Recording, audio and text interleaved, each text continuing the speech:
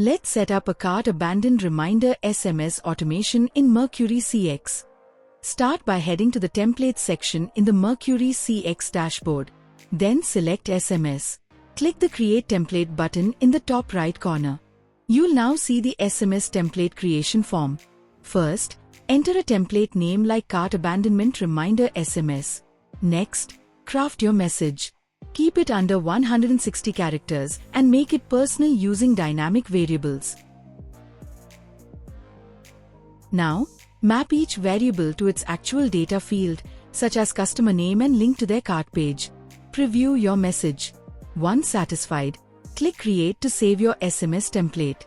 Now, go to Automations and click on Create Automation. Select Cart Abandoned as the automation type and SMS as the channel. Then, choose the Cart Abandoned Reminder SMS template. And then click on Create Automations. Set up automated cart abandoned reminders in minutes with Mercuri CX. Scan the QR to book your free demo today.